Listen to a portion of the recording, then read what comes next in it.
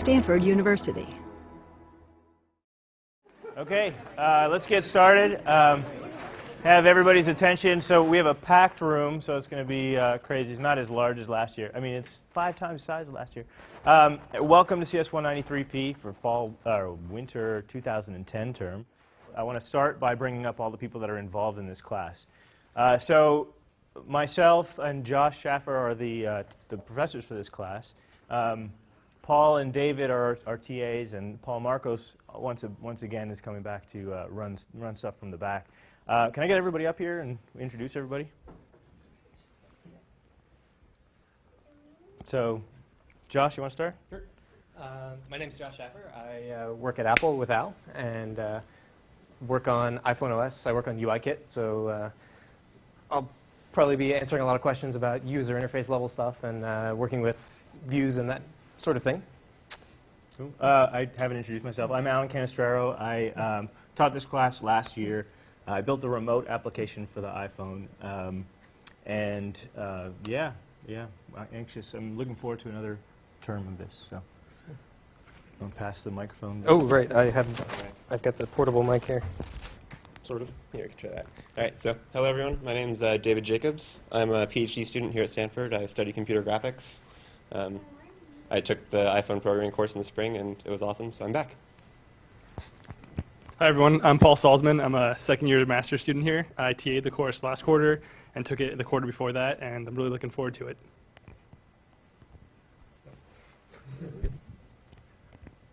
And I'm Paul Marcos.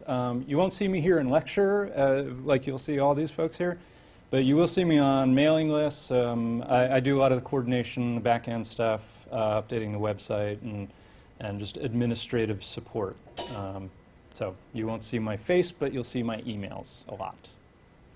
Great. Thanks, guys. This is your staff for the term, so be familiar with them. They'll help you through. Okay, so before we get started, I wanted to just ask some questions about backgrounds here. So first question is, how many people here have done object-oriented programming before? Virtually everybody. Hopefully everybody. I mean, there's a prerequisite for the class. Obviously, we'll be using it fairly heavily in Objective-C programming, and we'll get into that a little more in a minute. How about how many people have developed applications for the Mac? A couple, few? Okay. How many people have installed the iPhone SDK and written apps for the iPhone? A couple. Some who were in the class last term. And has anybody submitted any applications to the App Store? Yeah, a couple. Great. That's great. If you heard, so Apple announced today that 3 billion downloads of applications from the store, so hugely successful platform, and we'll teach you how to make these apps for the next 3 months. So a few things about the class and some of the logistics. For those that are already in the room, you know we're in Education 128. This is where it's going to be every Tuesday and Thursday afternoon from 4:15 to 5:30 p.m. We're going to have an optional session as well on Fridays where we're going to talk about all kinds of different topics. We're going to have some guest lecturers in. We'll be talking about some debugging issues. That's the first one, I believe, this Friday is getting set up. Is that correct? Yeah, SDK, helping you through any problems. If you're new to the environment, I suggest attending. We don't know the room yet or the time. We'll find that out within the week. And we will send an email to the class list. I believe everybody by default will be on the class list, all the enrolled students. Is that correct? Okay. And then the last thing is office hours, which we're going to also figure out this week. Paul and David will have office hours each that you can go attend and ask them one-on-one questions. So, requirements. So background, we're asking that everybody has at least CS 106 background, which is object-oriented programming, and we're not going to have a book. So just like same as in the past, Apple's documentation is rich. It's deep. It's got all the information we're going to need for this class. So we're going to be working off that. We may make references to books throughout the term, but you don't need any of them. Required hardware and software. Everybody needs an Intel Mac running Leopard or Snow Leopard. That's the only environment that the SDK will run on. If you don't have one personally, find a friend or someone that, that you can use time on. It won't work on the cluster computers. We can't install the SDK on the cluster computers, so you have to have personal time with somebody's computer, and so hopefully everybody can get that. And then for iPhone and iPod Touch, for device hardware, you don't need to own one of those either. What we're going to do is all of the assignments can be done in the iPhone simulator, and we're trying to set it up so that we can get loaner touches. It might even already be worked out, but you know, if you don't have a device, we can get you one. Excuse me.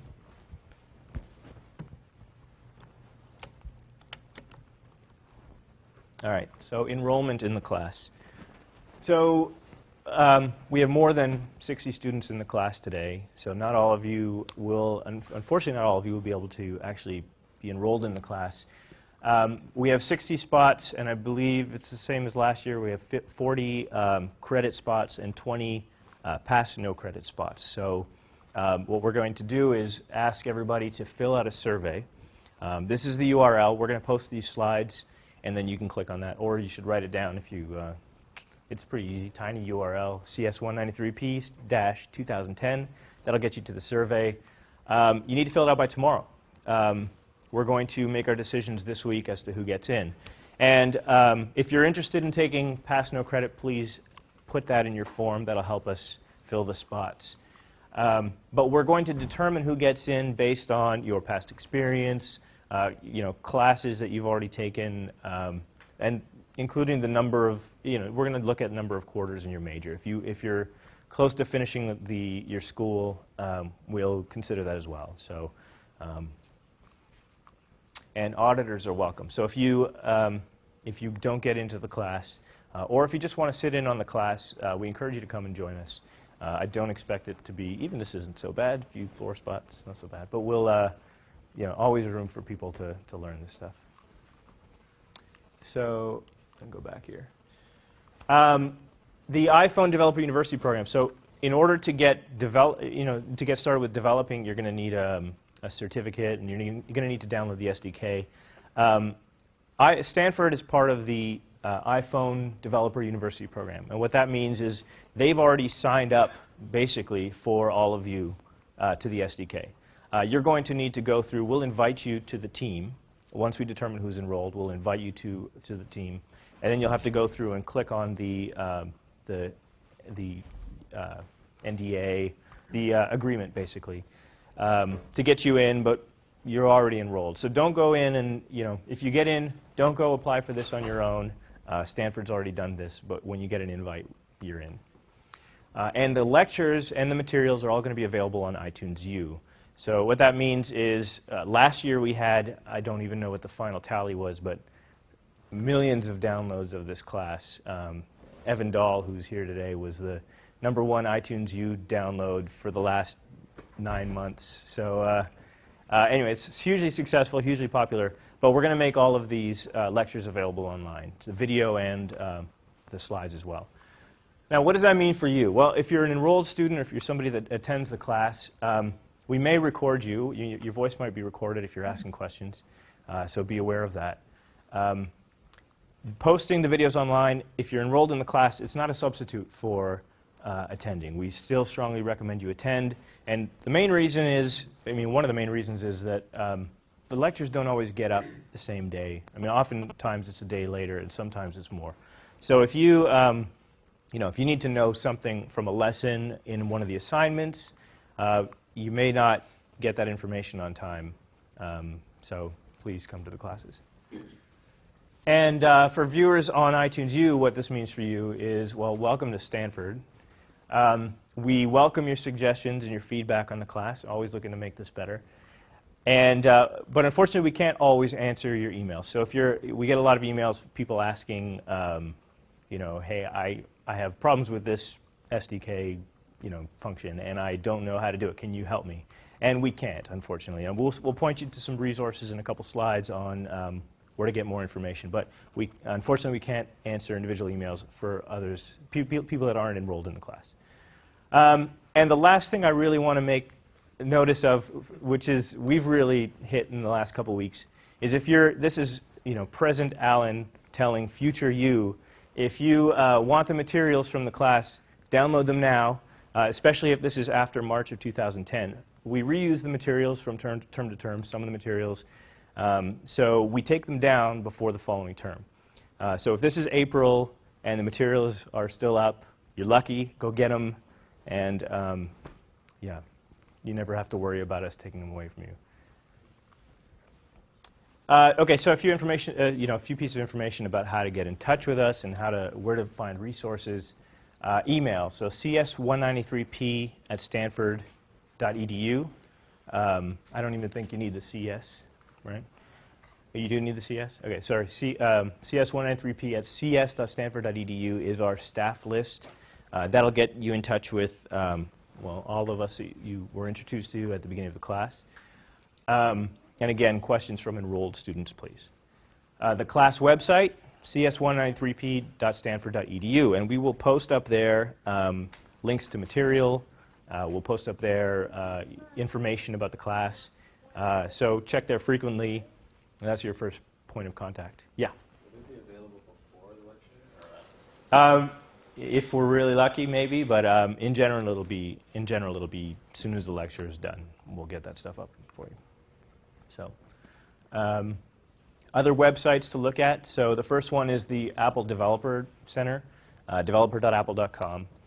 The Apple Dev Forums actually are very useful for asking technical questions. If you have questions about the SDK, if you have questions about certain functions, this should be your first place to go to, because what you have on there is, several, 100,000 developers asking the similar questions. Your question may already be answered. And if it's not, you can post, and there's even Apple engineers up there answering questions. So go there for technical help, and you'll get all your questions answered.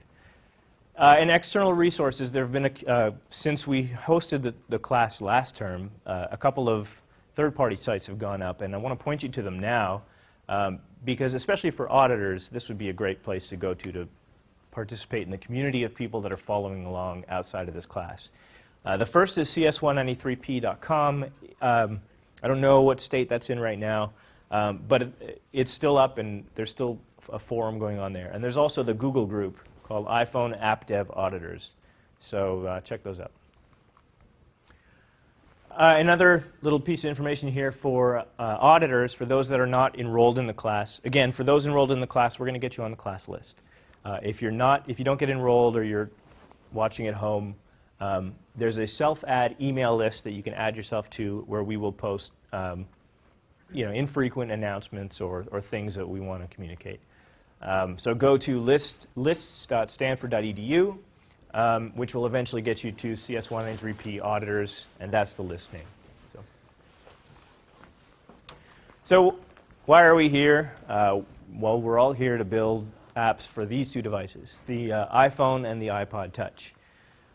Both, again, hugely successful, 3 billion application downloads. I don't even know how many applications on the store, upwards of 100,000. So you want to take a piece of this pie. You want to, be a part of this. It's a growing phenomenon. It's it's something of our age that's huge. And if you're interested in computer programming, you're interested in engineering, this is an exciting place to get involved. So a few things about the class. Well, CS193P is not just about development on this platform. We're going to teach some fundamental concepts that you're going to take with you to other when you develop application on other platforms as well. Not that any of them are any good compared to this one, but so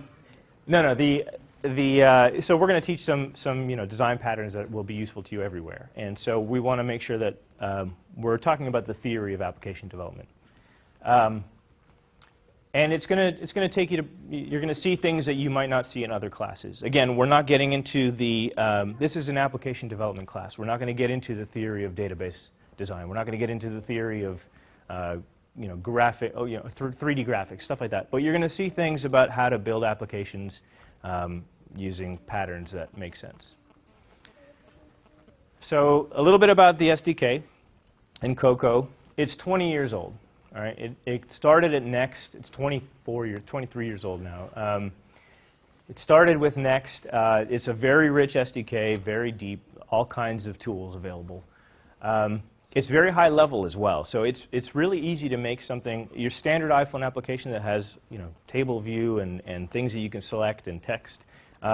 It's a lot less code than you might think it would be, and we'll get into that over the next couple weeks. But the frameworks and the tools that are provided to you as a developer are very high level.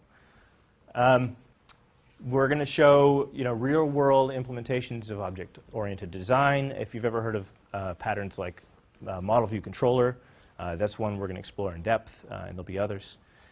And if you're interested in OS 10 development, a lot of these things will translate right over from the iPhone. So a few things that we'll cover. Well, the first is the tools available to you. So Xcode is the development environment, and it's an editor as well, and it's what you're going to do a lot of your work in and compile your applications. And then there's Interface Builder, which is a graphical tool for building your UI. We'll show you both of those. We'll talk about a couple of major frameworks on the OS that'll be useful. The Foundation framework, which is your strings and arrays and classes that you'll use throughout. And then the UIKit framework, which is the interface framework for the iPhone SDK. And that's what provides to you things like buttons and sliders and things that give you a standard look across all applications. And we'll teach you Objective-C. So Objective-C is, this is the language that's been around for a long time. It's a strict superset of C. Anything you write in C will compile and run in Objective-C. And it adds other extensions to it that you'll find useful, and we'll teach. So why Objective-C? Well, whether or not you're interested in iPhone development in the long term, it's always great to see how languages solve problems or expose syntax, right? It's great to get variety, whether you're doing Java, C++. I strongly encourage you to explore some different languages to see how things are done. It's based on ANSI C, so like I said, this is a superset of C. And it's something to compare to the other languages that you've learned in other classes. So, well, I want to talk about the assignments and the grading. So particularly those enrolled in the class will be interested in this. There's going to be 7 weekly assignments. And the final project will be a project of your choosing. You decide what your application is going to be, whether you want to make a flashlight app or a Twitter app, or, well, not Twitter app, because there's already stuff up there. But it's going to be your choice. You know, games are very popular. So start thinking about what you want to do. If you have an idea, you might even want to start sketching it out as we go through the class to see how the pieces you learn will fit together with that. The grading is going to be simple. You may be exposed to this already, which is the check plus, and check minus. And we have, like all other Stanford classes, you have 3 late days that you can use. Once you use up 3 late days, you don't get any more late days. We start deducting marks.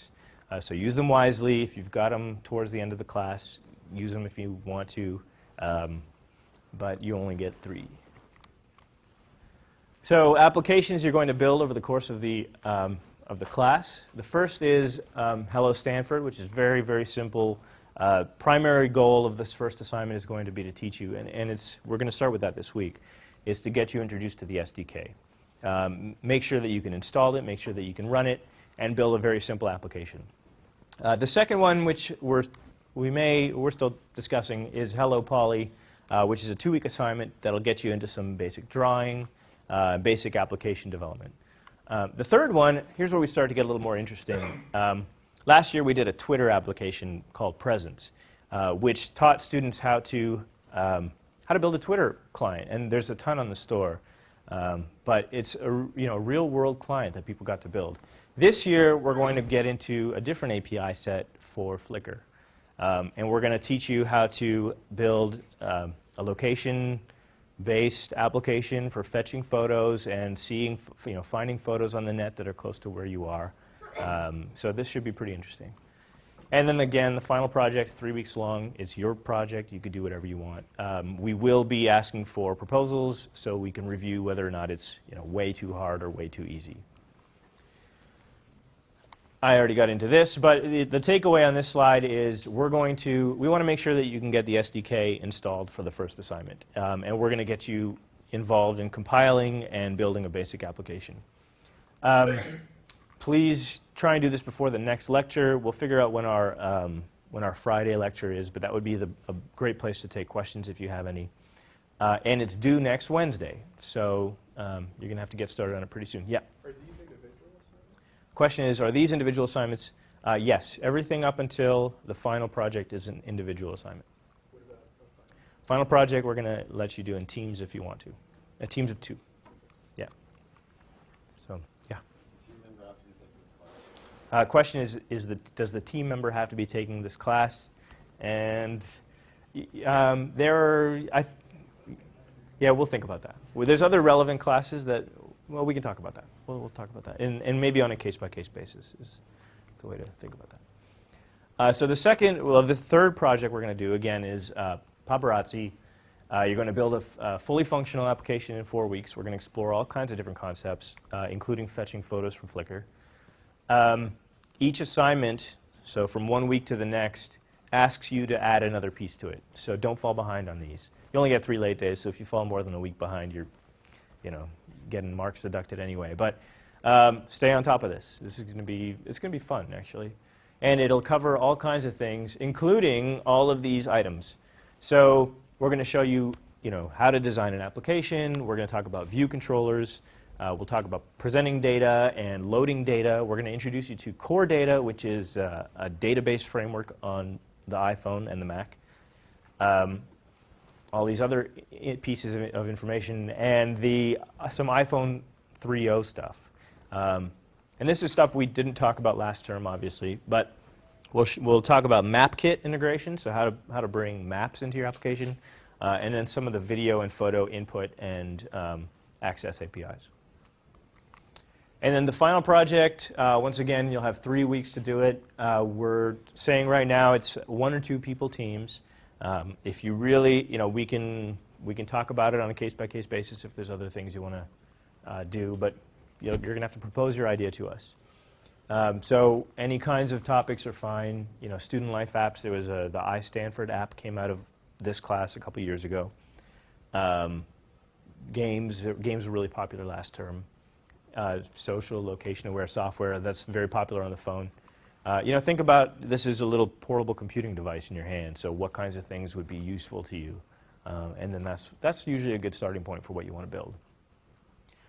And then if you want, you can post it on the store. And people have done this before from previous classes. Here's a URL. I think this is from 2 years ago. There may not be any apps on there from last year.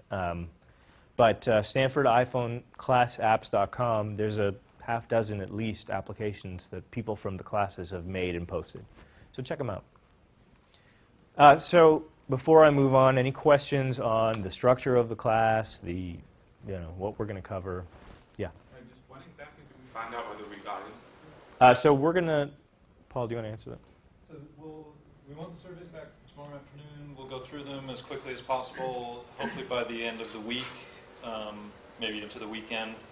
And we will, if you already have signed up in Access and you are not admitted to the class, we'll ask you to drop the class. And then for anybody that is admitted and not signed up, you need to go into Access and enroll. So enrollment in Access does not guarantee a spot in the class. You have to fill out the survey.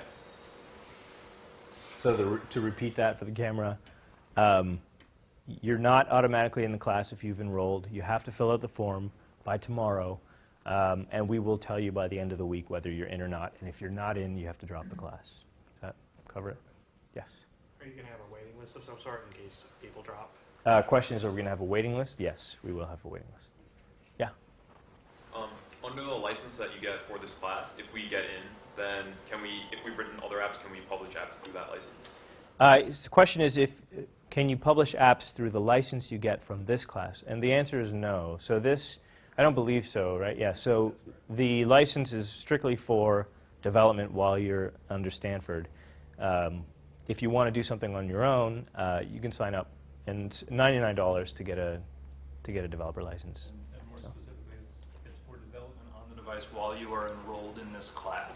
Right. So it's the license you get from this class is only for development on the device while you're enrolled in this class. So after March, it all gets shut down. So your certificates expire. So any other questions? Okay. So let's get started. Material, yeah. What you do belongs to you. Question is, does what you make in this class belong to you? And yes, it does. So go and post this and make $1 million off of your class project. I encourage it. Just remember us. Yeah, that's right. We'll take commission off the sides. Okay, so let's get started on iPhone OS. All right, so this is an iPhone if you've never seen one. The iPhone is a phone, it's an iPod, and it's a portable communications device, I believe, is how we pitched it. What's under the hood in the iPhone is a lot of the same pieces that's in the Mac. So what you have is you have a desktop, powerful platform in a phone. So much so that all of the different components of the Mac OS, so the core OS, the services, media playback and drawing and audio, and Cocoa is taken from the Mac OS, moved into the phone, and slightly modified at the UI level so that it can handle input gestures that are customized to touch. So everything's there, full OS. So let's look at some of the different pieces and just talk about what's inside. Core OS is low-level, nitty-gritty functionality for how you run a computer. There's the Unix BSD, Mach 3, the kernel, Bonjour for discovery and advertising of services. There are several different pieces in here that are available at the lowest level of the operating system. The level above that, core services, includes things like networking, address book preferences, things that are a little more Mac-centric and set up the environment that your applications will talk to through the system. Above that, there's all kinds of media frameworks. So there's frameworks for doing audio playback, audio recording. There's frameworks for doing drawings of all kinds of different types. And there's video playback and photo taking and stuff like that. And that all builds on top of the core services below. And up at the top level, this is the UIKit framework, essentially, which is, and several other frameworks, but this is the pieces that allow you to do touch interactive UI on the device. So that's it. That's the phone. These are the different pieces. We saw this slide earlier. So the way you develop for this environment is with the Xcode and Interface Builder tools. There's another tool which we may get into on Friday lectures, which are the instruments, which are for profiling and performance and memory profiling. The frameworks we're going to use primarily in this class are Foundation and UIKit. Now, Foundation provides all of the data structures and things like arrays and different kinds of object types, strings, stuff like that, that you'll use throughout your application. And again, the UIKit stuff are the pieces like the buttons and the sliders, the controls, views, all the things that you interact with or view on the device. And Objective-C is how it all runs. So here's a look at those two frameworks. Your user interface elements, your hardware APIs, all that stuff lives in UIKit. And down at the Foundation level, it's a subset of the Foundation framework on the Mac, but has a lot of different classes that you'll use. So a step back again. I think everybody has object-oriented programming, but if I can just do a quick overview of some fundamental concepts here. Here's an example of an object. I believe this is UML form if anybody's interested. But in this case, we have a class called thing, which is an object. And this class thing has a behavior, in this case named do something. And objects can point to it. We'll talk about target action in a second. Can point to it and can call the do something method on an object that you've instantiated. Now, this thing also has two different pieces of state. All right? In this case, It has flag and count. And state can include things like integers and strings and more complex data types, arrays, dictionaries, that kind of stuff. But this is an object, right? So the important thing here is that an object encapsulates state and behavior into a class. So if we add another behavior here, here's an example of implementing a second function called do something else. And your thing subclass can then have another state object called helper. Here's an example of how they point to each other. So if I want to instantiate two different classes, one's called thing, the other one's called other thing, one object as part of its state can point to the second object. You're going to have a whole bunch of objects. So as you're creating your applications, each class is going to be different than every other class and separate in terms of the kinds of tasks that they will perform. All right, so what I wanted to show you next was, this is where we're going to start getting into Interface Builder, which is how objects can talk to UI elements on the screen. And I'm actually going to show a demo of this in a few moments. But here's an object I have. The class is controller. It has two different pieces of state. One is a slider and one is a label. And these are two different elements from the UIKit framework that we're going to take a look at. The slider points to an actual slider on your screen. And the label points to a label on your screen.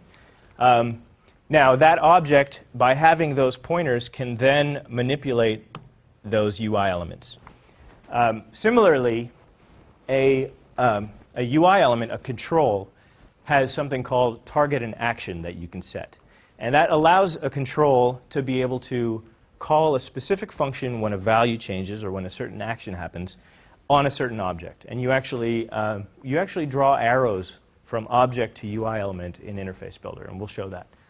So in this case, so we've got a slider here, and the example that I'm going to show you is as you move this slider around, we want this value to change. So we're going to tell our slider on the UI to call the update label method on our controller object.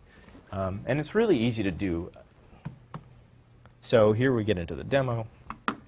We're actually going to start from scratch with this. And I'm going to show you how to do this with, I think it's one line of code, which is pretty amazing. Or I was amazed when I was first introduced to this. Nowadays, it may just be standard development practice. But I'm going to start with a new project here. And I'm going to create a window-based application. I'm in Xcode, by the way, which is generally your starting point for this stuff. So I'm going to create a window-based application.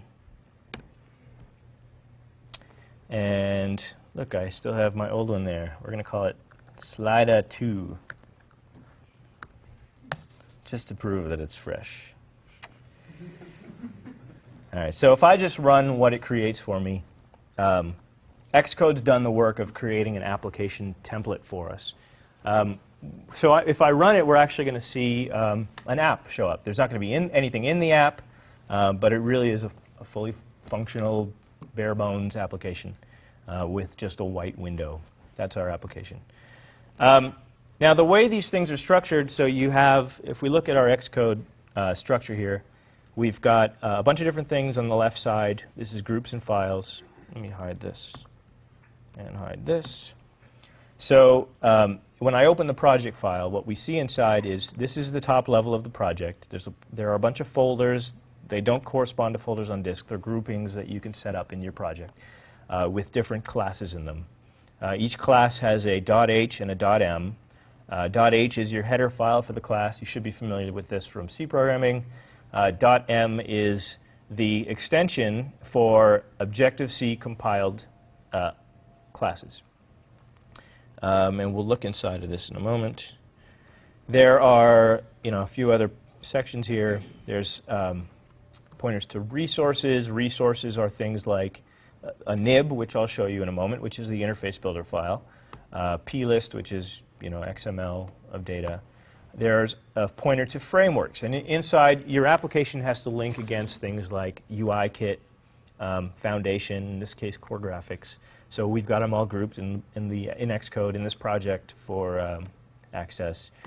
Products, targets, these are the things you actually build. So we're building the Slider 2 application. executables. There's even search results in here. SCM. Xcode's pretty full-featured as far as development environments go. You can actually, if you're doing source control, you can actually check out and check in directly from here. Excuse me. So let's take a look at the nib. And again, when I run the application, we see a blank white screen. So when I open the main window.xib file, which basically stands for XML Interface Builder file, here we have our main window. There's files owner. I won't get into the details of these this week. This is our app delegate object, which you'll see, which gets created for you automatically.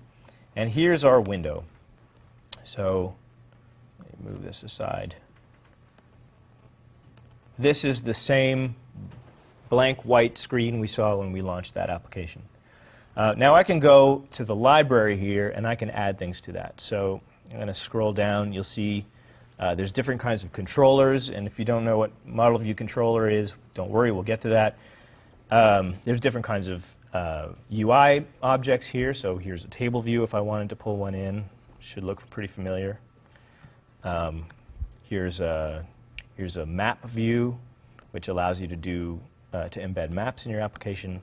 What we're going to take are the slider. You'll notice segment and controls, switches. We're going to take a slider. We're going to drag this in. And we can use Interface Builder has these guides to help you line up your interface elements. And you've probably seen applications that are pretty rough looking. Things just don't feel right. They're all, stuff's all over the place. Interface Builder will help you line up these elements by telling you where the snap points are. So there's a snap point there.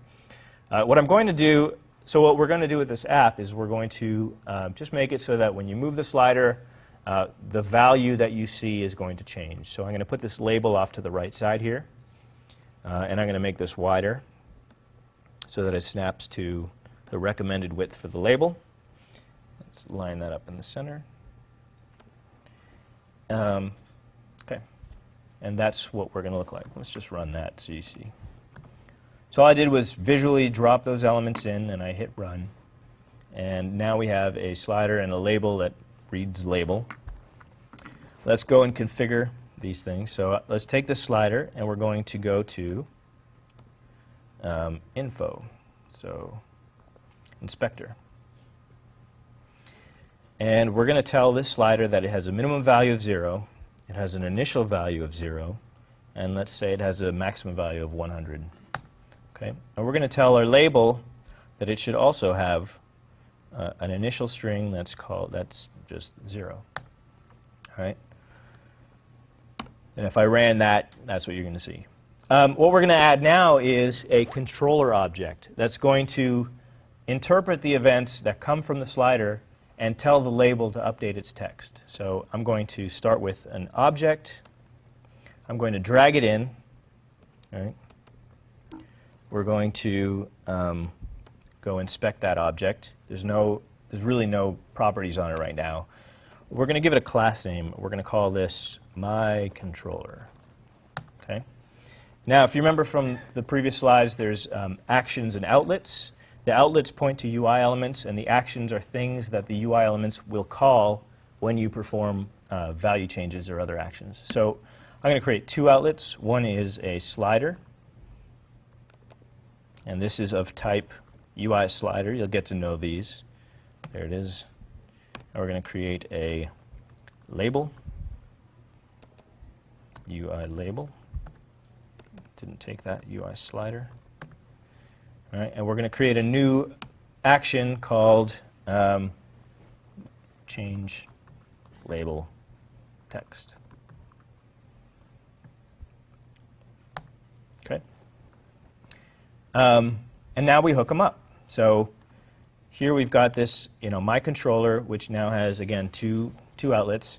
I'm going to hold down the control key on the Mac, and all I'm going to do is click and drag from the object that has the outlets to the outlets themselves, and it'll snap and it'll tell you where it thinks it should go. Because I have the type set, right, when I let go, since this is a slider object, it knows that the only possible outlet you can actually hook it up to is slider, so we're going to hook that up. Now I'm going to control click on this again, and I'm going to hook up the label, and there's the label. And now what I want to do is, when that slider changes, I want the slider to inform my controller that it should update the label. So we're going to control click on the slider, drag to my controller, and there's one action there which is called change label text. So we click on that, and now everything's hooked up. So again, this is no code, but we have to generate the code. So you won't always be creating your objects in Interface Builder. Most of the time you'll be creating them in Xcode, but here's a convenience method when you're doing a lot of UI stuff. So we built this object in Interface Builder. Now I'm going to tell it that I want it to write the class files. So my controller, I'm going to put it in my slided2 folder. So I hit save.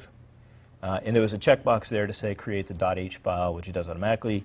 Yes, I want to include it in my application. And now I come back to Xcode, and here are my controller.m and .h. So let's run this and see what it looks like. Oh, 2 errors. Oh, right. So let's look at our .h file. You need to specify what this is a subclass of. And my controller right now is a subclass of nothing, so I need to make it a subclass of NSObject, which is the base object in Foundation. And now if I run this and I launch, well, our sliders are there, but nothing happens, right? We haven't written the code yet to tell the slider to change the value of the text. So let's kill that. Now I'm going to change this function. So you'll learn all these, but basically I'm going to create an integer here, which is the slider value, and I'm going to assign it to slider.value. And of course, we have a slider here because it's one of our outlets. And what I'm going to say is I'm going to change my label.text to be a string. String with format. Don't worry about the specifics here. We'll learn more about NSString later in the term. And this is standard C formatting. We have an integer, so I'm going to do %d, and then I'm going to say slider value. It tries to autocomplete for you. Now I run it, and that's it. So the slider here is sending events to this controller object, which is getting the value and then setting the label that we have the outlet to. So that's it for my demo. The first assignment isn't much more complex than this. The purpose is to get you started and installed with these tools. So that's the first thing. Let's pull up my slides again.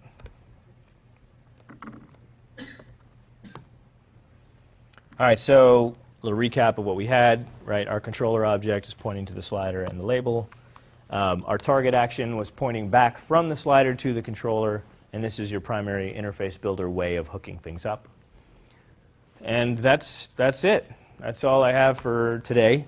Are there any questions about either the material that I just showed you or the class in general before we head off? Yeah? Everything you did through Interface Builder there, can that only be done through Interface Builder, or is there also a way to code that? So with Interface Builder, we generated those code files. You can generate those yourself. You can write those yourself. Yeah. In fact, one of the things you can do, I'll show you really quick because we have a little bit of time. If I go and modify those files, Interface Builder will actually find them. So there's a key here called IB outlet, which is an identifier that tells Interface Builder that it should recognize it. So if I create a new one, I'm going to copy and paste, and I'm going to say another, I don't know, let's just make it another label. And we'll say it's label 2. Right. All I'm doing is I just saved the .h file. Now when I go back to Interface Builder and click on my controller, and I go to our inspector, you'll see the label 2 controller, the label 2 outlet is there as well. So you can create these things in Xcode. You can create these things in Interface Builder. It's the same. Yeah? Where is the user interface defined? Where's the user interface? Is there any code that corresponds Well, so that's what UIKit defines for you. So the question is, where's the user interface defined? Well, all of the code that draws the slider, that interprets touch events or mouse events in the simulator case, converts those into values, all that stuff is under the hood for you. So these classes, if you use these things like UI slider, UI label, UI switch, that code is all written for you. And that's the power of these high-level frameworks. So you're not allowed to tamper with that. The question is, can you tamper with those? You can subclass some of these things, right? So, and if you subclass UI slider, you may want to change the behavior, change the curve, stuff like that. Yeah. Yeah. But were you guys asking whether there was code generated for doing the user interface layout? Yeah. In a way. So, I mean, maybe you can talk a little bit about the archiving in the NIM class. Oh, right. So the question is, is the code that's created for Interface Builder for setting up these views, is that actually generated and compiled into your app? And you can correct me on this because I'm not completely clear on it, and we actually get into it in the next lecture. But the Interface Builder files, they actually go into your application bundle. So an application is a set of files, and includes the compiled code, and it includes the resources that go in that. One of the resources is this nib file. Then at runtime, when you load one of these things, code is generated at runtime to build these views. Or they're not generated at runtime. Okay. The objects are just unarchived. Sorry, our objects are unarchived. So if you have a UI slider in there, it gets created for you at runtime, right? So yeah, we'll get into some of this a little more in the next class, I believe. So any other questions? No. Okay, so fill out your forms. They're due tomorrow at noon, I believe we said. So please get them in. For more, please visit us at stanford.edu.